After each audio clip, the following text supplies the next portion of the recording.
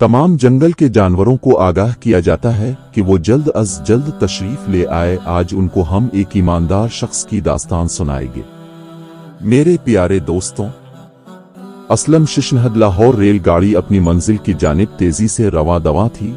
सख्त सर्दी की वजह से मुसाफिरों ने तमाम खिड़कियां और दरवाजे बंद कर रखे थे। रात गहरी और सर्दी हद से ज्यादा बढ़ गई थी। इरफान इस सर्द रात में अपने ख्यालात में उलझा हुआ मंजिल मकसूद की जानिब गामजन था।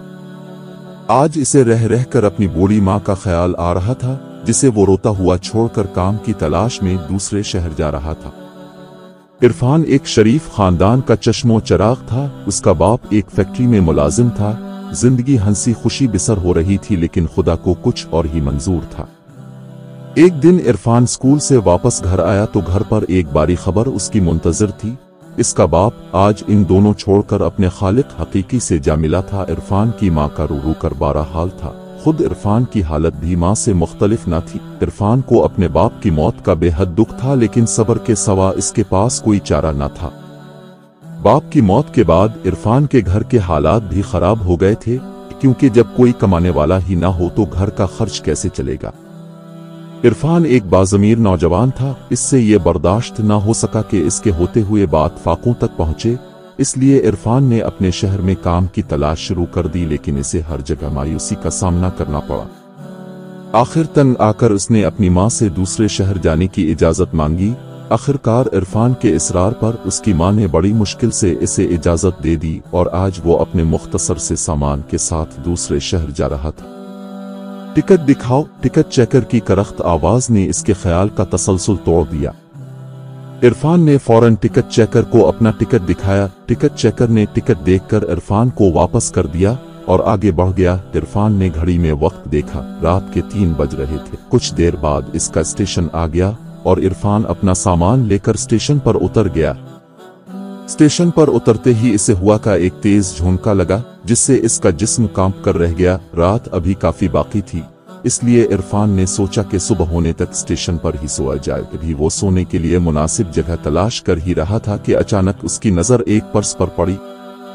इरफान ने फौरन वो पर्स उठा लिया और इसे खोलकर देखा। इसके अंदर बहुत से रुपए थे।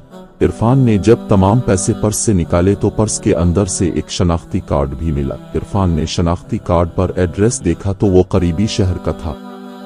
इरफान ने अपने दिल में पक्का इरादा कर लिया कि वो ये पैसे इसके मालिक तक पहुंचाएगा। कुछ देर बाद इस शहर को जाने वाली गाड़ी आ गई। इरफान इस गाड़ी पर सवार हो गया। बहुत जल्द इस शहर का स्टेशन आ गया। इरफान गाड़ी से उतरा और मकान तलाश करने लगा। सूरज अपनी किरणों से रोशनी फैलाने में मसरूफ था। कुछ देर बाद इरफान एक मकान के सामने खड़ा था। मकान एक बेहतरीन तर्ज पर तामीर किया गया था। इरफान ने कॉल बेल बजाई। कुछ देर बाद एक खुशपोश नौजवान बाहर निकला। इरफान ने आगे बढ़कर इससे हाथ मिलाया और जेब से शनाख्ती कार्ड निकाल कर देखा। शनाख्ती कार्ड पर उसी शख्स की तस्वीर लगी हुई थी। इरफान ने सारी सूरत-ए-हाल उसे बताई और उसके पैसे और शनाख्ती कार्ड वापस कर दिया। वो शख्स इरफान की ईमानदारी से बहुत मुतासिर हुआ। इरफान को अपने साथ अंदर ले गया। इस शख्स ने इरफान की खूब खातिर मदद की और दूसरे शहर आने की वजह पूछी। ये नौजवान एक बहुत बड़ी फैक्ट्री का मालिक था। इरफान ने इसे बताया कि वो दूसरे शहर नौकरी की तलाश में आया है। इस शख्स ने इरफान की ईमानदारी को देखते हुए फौरन अपनी फैक्ट्री में मुलाजिम रख लिया। इरफान भी बहुत खुश हुआ कि उसे इसकी ईमानदारी का फल मिल गया है। इस कहानी से हमें ये सबक मिलता है कि हम पर चाहे कितनी ही मुसीबत क्यों ना आ जाए, मुसीबत से कभी घबराना नहीं चाहिए और हमें हमेशा ईमानदारी से काम करना चाहिए। मेरे दोस्तों, उम्मीद है कि यह वाकया आपको पसंद आया होगा। अब इंशाअल्लाह किसी नई वीडियो में नए वाक़े के साथ मुलाकात करेंगे।